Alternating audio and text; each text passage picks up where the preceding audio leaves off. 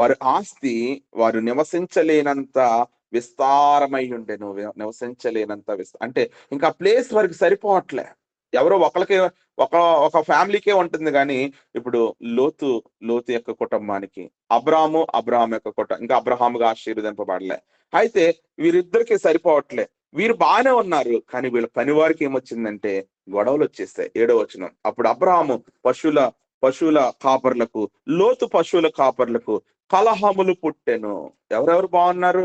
బంధువులు బాగానే ఉన్నారు. రక్త సంబంధులు బాగానే ఉన్నారు. ఎవరెవరికి గొడవలు వచ్చేసాయంటే వారు చూడండి అక్కడ పశువుల కాపర్లకు గొడవలు వచ్చేసాయి. అబ్రహాం బాగానే ఉన్నాడు, లేదా లోతు బాగానే ఉంది.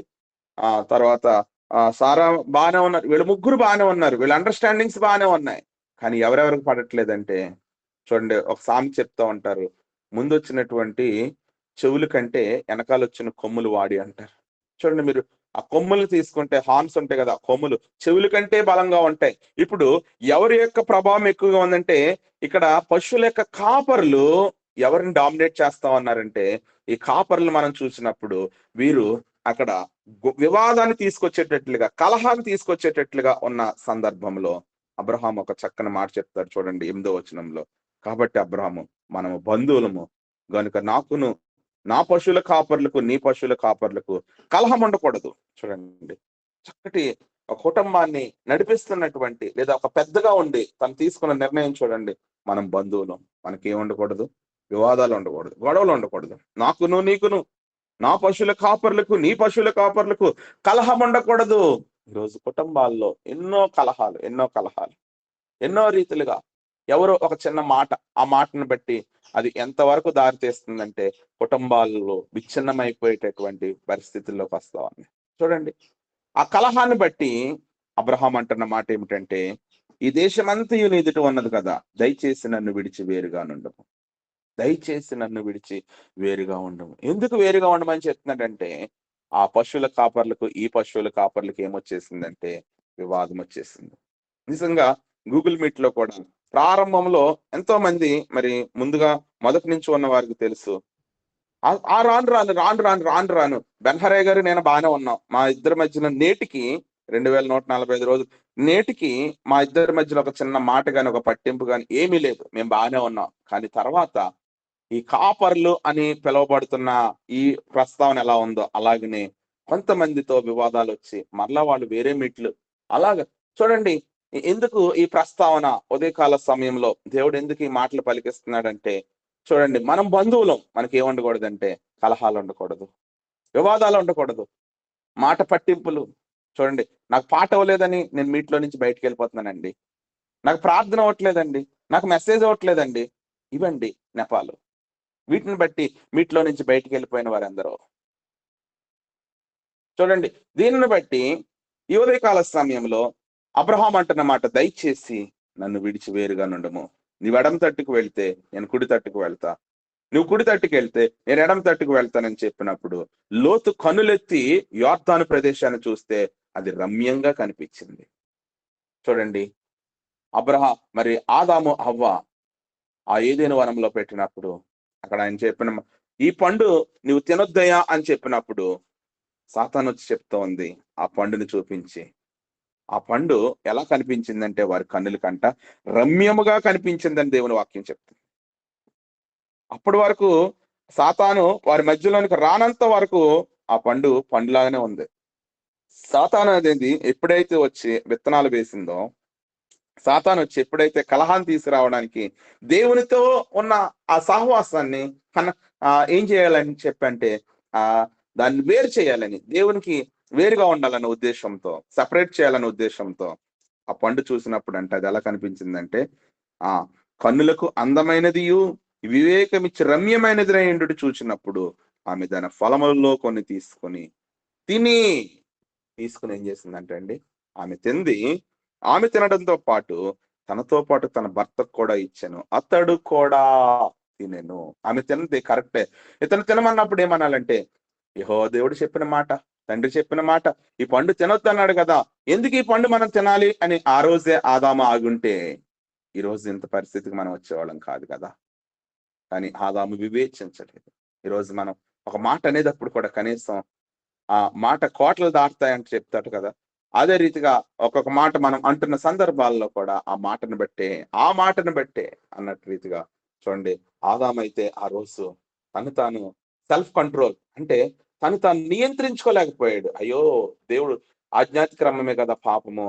దేవుడు తినొద్దన్న పండుని మనం తిని ఎందుకు దేవుడికి దూరస్తులం అయిపోతాం అని చెప్పి, చేయొద్దన్న పాపాన్ని ఎందుకు చేసి ఆయనకి వేరుగా మనం ఉంటాం అన్న ఆ యొక్క చిన్న గ్రహింపు లేకుండా ఉన్నాడు. ఈరోజు మన పరిస్థితి ఎలా ఉందో ఒకసారి మనం జ్ఞాపకం చేసుకుందాం. అందునిమిత్తం వీరిరువురికి వివాదం వచ్చింది.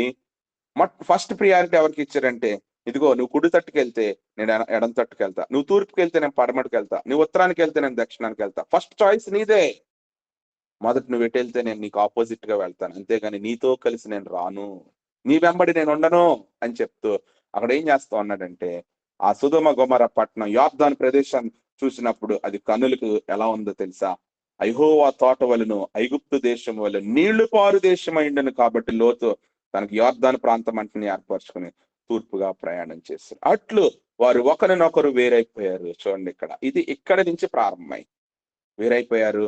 ఆ తదుపరి సొదొమలో గుడారం వేసుకున్నాడు. ఆ యొక్క సొదొమ మనుషులు దుష్టులను యెహోవా దృష్టికి పాపులయ్యాం. చదువుతారా? 13:13లో ఎంత చక్కగా చెప్తున్నాడు సొదొమ పట్టణం గురించి. ఆదికాండం 13:13 ఒకసారి చదువుతారా? సొదొమ మనుషులు దుష్టులను యెహోవా దృష్టికి బహు పాపులనై ఉండిరి అన్నప్పుడు కీర్తన గ్రంథం 1:1 గుర్తుకు రావట్లేదా?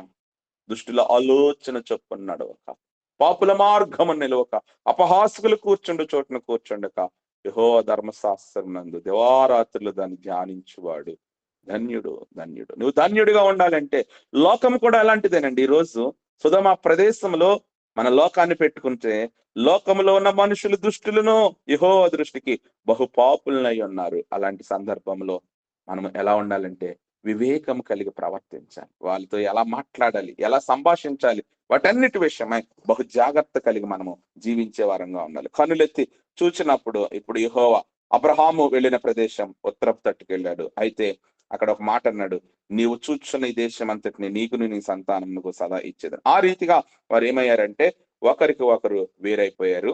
ఇప్పుడు మన సందర్భం దగ్గరికి వచ్చినప్పుడు ఈ సోయార్ అనేటటువంటిది చిన్న పట్టణమే కానీ అయితే దేవుడు ఈ పట్టణాన్ని ఉగ్రతలో నుంచి తీర్పులో నుంచి తప్పించినటువంటి ప్రాంతంగా మనకి ఇది కనిపిస్తా ఉంది. అయితే తీర్పు సమయం వచ్చేసింది. ఇదిగో 19వ అధ్యాయం, ఆదికాండం 19వ అధ్యాయం దగ్గరికి వచ్చినప్పుడు దేవుడు సొదొమ గొమొర్రా పాపాన్ని చూసి తీర్పు తీర్చబోతున్నాడు. దూతలు లోతును బయటికి తీసుకొచ్చారు. ఈరోజు పాపములో నుంచి దేవుడు మనల్ని కూడా బయటికి తీసుకొచ్చాడు. ఉగ్రతలో నుంచి దేవుడు బయటికి తీసుకొచ్చాడు. చూడండి, మనతో పాటు ఉన్న అనేకులు ఆ కరోనా టైంలో ఎంతో ఎన్నో రీతిలుగా మనకంటే గొప్పవారు ఈరోజు లేరు.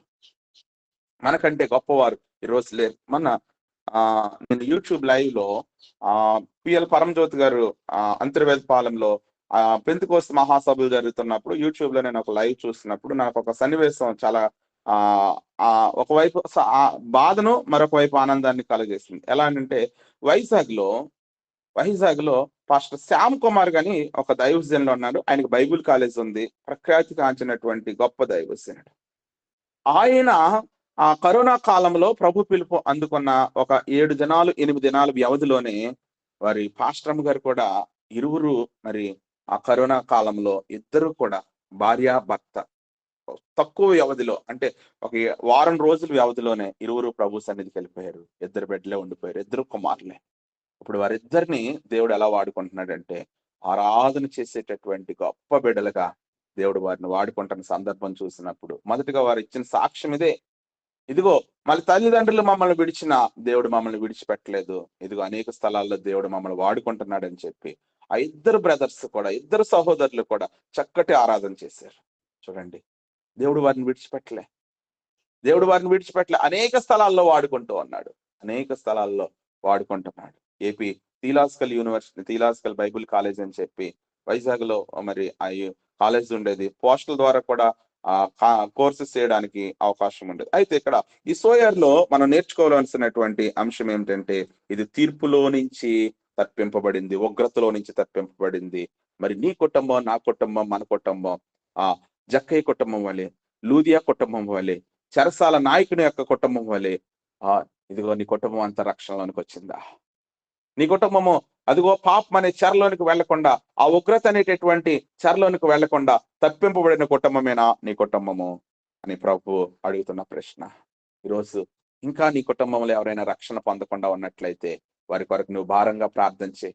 ఈ 2026లో ఆ ఆ యొక్క వ్యక్తి ఎవరైనా కావచ్చు, ఆ బిడ్డ రక్షణ పొందాలి. ప్రార్థించి, అయ్యా ఇదిగో రక్షింప నేర్కున్నట్లే హస్తం కొరచు కాలేదు, విన్నేర్కున్నట్లు అని చెవులు మందం కాలేదు. మీ దోషములు ఆయనకు మీకు అడ్డుగా వచ్చాయి. ఆ దోషాలు తొలగించుకుందాం. ఆ పాపాన్ని ఆ పాపంలో నుంచి బయటకు వద్దాం. దేవునికి సమీపస్తులు అవుదాం. ఈ సోయరు మొదటిగా మనం చూసినప్పుడు ఇది చిన్న పట్టణము. సోయర్ అంటే చిన్నది అనే అర్థంగా మనకు కనిపిస్తుంది. 5 పట్టణాల్లో పాపంతో నిండిపోయిన ఆ 5 పట్టణాల్లో ఇది ప్రత్యేకింపబడినటువంటిది, తీర్పు నుండి తప్పింపబడినటువంటి పట్టణంగా ఈ సోయర్ కనిపిస్తుంది. అయితే ఈ సోయర్లో ఎవరిని దేవుడు నడిపించాడంటే లోతు కుటుంబాన్ని నడిపించాడు. ఈ సోయరు పరమ కణానుకు అనగా పరలోకానికి సూచనగా కనిపిస్తుంది. నన్ను మనల్ని కూడా ఈ సోయరు అనేటటువంటి ఈ చిన్న పట్టణానికే దేవుడు మనల్ని నడిపించాలని ఆయన ఆశపడుతూ ఉన్నాడు. పర్వతమునకు పారిపో, పాపంలో నుంచి ఏసేపు పారిపోయినట్లుగా ఈ లోక ఇచ్చల నుంచి, లోకాశల నుంచి లోకమును దాని ఆశ గతించింది, కానీ దేవుని యొక్క వాక్యం ప్రకారం ఎవరైతే జీవిస్తారో వారు నిత్యము కూడా బ్రతుకుతారు. అంత మాత్రమే కాదు, ఈ లోకంలో ఉన్నది శరీరాశ, నేత్రాశ చూపడం, వాటిని మనం విడిచిపెట్టినప్పుడు దేవుని రాజ్యాన్ని మనం స్వతంత్రించుకోగలము. సమయం అయిపోతుంది. నేను ఇంకా రెండు అంశాలు చెప్పి నేను ముగించబోతున్నాను. ఈ సోయరు అనేది దేవుని కరుణకు చిహ్నంగా కనిపిస్తుంది. సోయర్ లో ప్రార్థన ఉంది. చూడండి, ఆదికాండం 19:21 మనం చూస్తే ఆయన, ఇదిగో నువ్వు చెప్పిన ఈ ఊరు నాశనము చేయను, ఇదిగో నువ్వు చెప్పిన ఈ బిడ్డ నేను నాశనం చేయను. ఆయన ఎందుకు వచ్చాడో తెలుసా?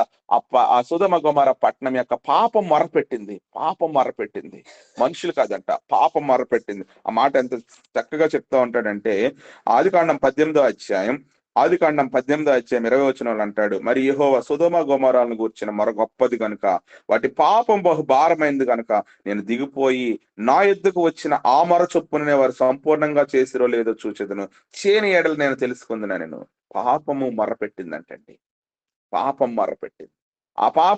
ఆ మొరను చూచినటువంటి దేవుడు తన దూతలను పంపించి ఆ పట్టణం ఎలా ఉందో, దాని స్థితిగతులు ఏమిటో దాన్ని చూద్దామని చెప్పి ఆ ముగ్గురు మనుషులుగా మెమ్రేస్ ఇందులోని వనం దగ్గరికి వెళ్ళిన సందర్భం మనందరికీ సుపరిచితమే. అయితే ఇక్కడ అంటున్న మాట, ఆ విషయంలో నీ ప్రార్థన ఆలకించితిని, నువ్వు చెప్పిన ఆ ఊరిని నేను పాడు చేయను. ఏ ఊరు పాడు చేయను అని చెప్తున్నాడంటే, ఆ సోయర్ అనే ఊరు, ఆ చిన్నది, ఇదిగో ఈ చిన్న మాసంలోనే దేవునికి మనం దగ్గర అవుతాం. ఈ చిన్నది చూడండి, ఆ పేతురు కొరకు అపోస్తలుల కార్యాలు 12 సంఘం అత్యాశక్తితో ప్రార్థన చేస్తుంది. అక్కడ రోదే అని చిన్నది మాత్రం పేతురు స్వరాన్నింది. ఈ చిన్న మాసంలో దేవుని స్వరాన్ని వినేటట్లుగా మనం మార్పు చెందుతామా? ఈ చిన్న మాసంలోనే చూడండి, చిన్న మాసం మనం చూస్తుండగానే ఈ మాసం అయిపోతుంది. రెండో రోజుకి వచ్చేసాం అప్పుడే. చూడండి, 2వ నెల 2వ రోజు. దినాలు ఎంత వేగంగా గడుస్తున్నాయి చూడండి. అన్ని వేగంగా వెళ్తున్నాయి, కానీ మన ఆత్మీయ జీవితం ఎక్కడ ఉందంటే, ఎక్కడ వేసిన గొంగలు అక్కడే అన్నట్లుగా ఉంది. ఈ సోయరి ఉదయకాల సమయంలో మనకు చెప్పే మాట ఏమిటంటే, ఇదిగో ఆ పట్టణానికి నువ్వు వస్తావా? ఆ సోయరి దగ్గరికి, ఆ ఉగ్రతలో నుంచి నువ్వు తప్పించుకుని వస్తావా? లేదా ఆ యొక్క ఆ పాపపు ఇచ్చల నుంచి నువ్వు, ఆ ఉగ్రతలో నుంచి, తీర్పు నుంచి నువ్వు బయటకు వస్తే నీకు విడుదల కలుగుతుంది. వెనక్కి తిరిగి చూస్తే నువ్వు ఉప్పు స్తంభం అయిపోతావు. వెనక్కి తిరిగి, అందుకే ఆ ఇంగ్లీష్ లో హాయం ఉంటుంది, I have decided to follow Jesus, no turning back, no turning back. నేను ఒక్కసారి తీర్మానించుకున్నాను నా దేవునితో నేను కలిసి జీవించాలని, నేను మరలా వెనుక తిరిగి చూడను. పరిస్థితులు ఎలా ఉన్నా, కష్టాలైన, నష్టాలైన, వ్యాధులైన, ఇరుకులైన, ఇబ్బందులైన, వ్యాధులైన, కన్నీరైనా, ఏదైనా సరే నేను ఒకసారి తీర్మానం చేసుకున్న తర్వాత, నాగల మీద చేపెట్టిన తర్వాత ఆ నాగలి పట్టుకుని నేను ముందుకే వెళ్తాను, కానీ మరలా వెనుక తిరిగి చూసే వ్యక్తిగా నేను ఉండను. కాబట్టి ఈరోజు ఏ పరిస్థితులు ఎలా ఉన్నప్పటికీ కూడా మనం వెనక తిరిగితే ఏమవుతుందంటే, ఇదిగో లోతు భార్యను జ్ఞాపకం చేసుకోవాల్సిన వారమే. అందుకే మిగిలిన పట్టణాలు కాలిపోయాయి, కానీ సోయరు మాత్రం నిలిచిపోయింది. ఎందుకు నిలిచిందంటే, అక్కడ తీర్పు మధ్యలో దేవుని కరుణ ఉంది. లోతు పరిపూర్ణుడు కాడు, లోతు బలహీనుడు, లోతు భయపడే మనిషి, కానీ దేవుడు అతడు చిన్న కోరికను ఆలకించాడు, చిన్న మనవిని ఆలకించాడు. ఈ రోజు నీ చిన్న మనవిని ఆయన ఆలకించాలని కోరుకుంటున్నాడు. ఏదైతే నువ్వు అడుగుతున్నావు, అయ్యా ఇదిగో నా బిడ్డ వివాహం కొరకు నువ్వు ఎదురు చూస్తున్నావా? అయ్యా నా చిన్న కుమార్తెకు చిన్న జాబ్ కావాలయ్యా. అయ్యా నా కుటుంబాన్ని నేను నడిపించుకోవడం కొరకు ఒక చిన్న పని నాకు చూపించయ్యా. లేదంటే ఇదిగో నేను నివాసం ఉండడానికి ఒక చిన్న గృహం నాకు అనుగ్రహించయ్యా. ఒక చిన్నది. ఆ చిన్నది అన్నప్పుడు ఆ చిన్న దానిలో నుంచి దేవుడు ఏం చేస్తున్నాడో తెలుసా? ఆశీర్వదిస్తున్నాడు. చూడండి, నయమాను దగ్గరికి ఆ సోమ్రో ఆ పట్టణానికి అక్కడ ఒక చిన్నది ఇశ్రాయేలు చిన్నదని ఉంటది. ఆ చిన్నది ఎంత గొప్ప సాహసం చేసిందండి. ఇదిగో మా ఊర్లో ప్రవక్త ఉన్నాడు. అతను ఏం చెప్తే అది జరుగుద్ది. నా యజమానుడు అక్కడ ఉంటే ఎంత క్షేమం అని చెప్పి ఆ చిన్నది నడిపించిందండి. ఈరోజు మనం దేవుని విషయంలో మనం ఎవ్ ఇప్పుడు పెద్ద పెద్ద దైవజనులతో పోల్చినప్పుడు మనం కూడా అనుకుంటున్నాం. నేను ఆ పాటి వాడినండి. అసలు నేను ఎన్నిక లేని వాడినండి. అసలు నేను నేను ఆయనతో పోల్చుకోవడానికి కూడా నేను తగిన వాడిని కాదండి. ఆ విశ్వాస జీవితంలో నేను అసలు సరిపోనండి. ఆయన ఆత్మీయ జీవితంతో పోల్చుకున్నట్లయితే నా వయసు కూడా సరిపోదండి. నువ్వు తగ్గించుకుంటావే. మరి తగ్గించుకున్న నీవు ఎంతమందిని దేవుని ఎద్దకు నడిపిస్తున్నావు? రోది అనే చిన్నది పేతురు స్వరాన్ని విన్నది. ఇదిగో ఇశ్రాయేలు చిన్నది ఆ ఆ యొక్క నయమాను యొక్క కుష్ఠరోగం మానడం కొరకు, లేదా నయమాన్ని ప్రవక్త దగ్గరికి నడిపించి తద్వారా 7 సార్లు మునగమన్నప్పుడు ఆ చిన్న మాటను పట్టుకున్న ఆ వ్యక్తి ముందుకెళ్ళినప్పుడు అతడు తనకున్న ఆ రోగమంతా పోయింది. అతడు శుద్ధుడయ్యాడు. యా- ఆ చిన్న ఆ చిన్న పాప చెప్పిన మాట నేనెందుకు వినాలి అని ఒకవేళ అతను అనుకుని ఉంటే అతడికున్న రోగం పోయేది కాదు కదా. గెహజీ ఆ రోగం సంపాదించుకునేవాడు కాదు కదా. ఈరోజు ఏదైతే విడిచిపెట్టాడో, ఇదిగో నయమాన్ని విడిచిపెట్టింది గేహజీ పొందుకోవడానికి గల కారణం ధనాపేక్ష సమస్త కీడుకు మూలం. నువ్వు దేన్ని ఇంకా పొందుకోవడానికే ప్రయత్నం చేస్తున్నావు. ఇంకా పాపంలోనే ఉంటావా? ఇంకా ఆ పాపపు ఇచ్చల్లోనే, ఆ పాపం చుట్టూనే తిరుగుతూ ఉన్నట్లయితే ఇది మిక్కిలి అనుకూల సమయం. యెషయా గ్రంథం 1:18 వాక్యం ఈ రీతిగా సెలవిస్తుంది. మీ పాపములు ఎర్రగా ఉన్నను మంచు వలె తెల్లబడును. ఎర్ర కెంపు వలె ఉన్నను అది మంచు వలె తెల్లగా చేస్తానని ప్రభు చెప్తూ ఉన్నాడు. ఒక చిన్న ప్రార్థన, ఒక చిన్న విశ్వాసం, ఒక చిన్న పశ్చాత్తాపం దేవుని కరుణను ఆపలేవు. చిన్న ప్రార్థన. చూడండి, మోష్ యోనాను చూసినప్పుడు యోనా ఆ చిన్న సొర చెట్టు పెద్ద చెట్టు అయిపోయింది. చిన్న విత్తనమే కదా, పెద్ద చెట్టు అయిపోయి అతనికి నీడిచ్చింది. కానీ తర్వాత యోనాకు దేవుడు ఒక పాఠం నేర్పించాలనే ఉద్దేశంతో ఒక చిన్న పురుగు తొలిచింది, చెట్టుని వేరుని తొలిచింది, అది మాడిపోయింది. చిన్నది కదా పురుగు, పెద్ద చెట్టుని మార్చేసింది. చిన్న విశ్వాసం గొప్ప కార్యాలు చేస్తుంది. చిన్న ప్రార్థన ఘనమైన కార్యాలు చేస్తుంది. చిన్న ప్రార్థన చిన్నది. అందుకే సామెతల గ్రంథంలో చిన్నది అన్నప్పుడు అక్కడ 4 జీవులు మనకు కనిపిస్తూ ఉంటాయి. ఏమంటాడో తెలుసా? ఇదిగో చీమలు, బలము లేని చేవలు అయినను అవి వేసవిలో ఆహారాన్ని సమకూర్చుకుంటాయి. వాటికి ఏమి లేవంటున్నాడు తెలుసా? మిక్కిలి జ్ఞానం కలిగినవి చీమలు, బలము లేని జీవులు వేసవిలో ఆహారాన్ని సిద్ధప చిన్న కుందేళ్లు బలము లేని జీవులను అయినను పేటు సందులో నివాసం చేస్తాయి. మిడతలకు రాజు లేడు, అవన్నీ పంక్తులు తీరి సాగిపోతాయి. బల్లిని నువ్వు చేత్తో పట్టగలవు, అయితే అది రాజుల గృహాల్లో ఉంటుంది. చిన్నది. అలాగే ఇంకా అంటాడు, మాకు చిన్న చెల్లెలు కలదు, ఆమెకి ఇంకా వయసు రాలేదంటాడు. చిన్న చెల్లెలు. చూడండి, చిన్నది అన్నప్పుడు అనేక మాటలు పరిశుద్ధాత్మ దేవుడు జ్ఞాపకం చేశాడు. అయితే యువతి కాల సమయంలో సోయర్ని బట్టి మనం గ్రహించవలసింది ఒక తాత్కాలిక ఆశ్రయం. సోయర్ అనేది ఎక్కువ కాలం ఉండలేదు అక్కడ. లోతు ఎక్కువ కాలం ఉండలే. ఏదో తన అప్పుడు ఆ ఉగ్రత అయ్యేంత వరకు, లేదా ఆ యొక్క చూడండి, అమలాపురం దగ్గరలో మన బ్లోట్ వచ్చినప్పుడు అది తాత్కాలికంగా కొంతసేపే ఉంది.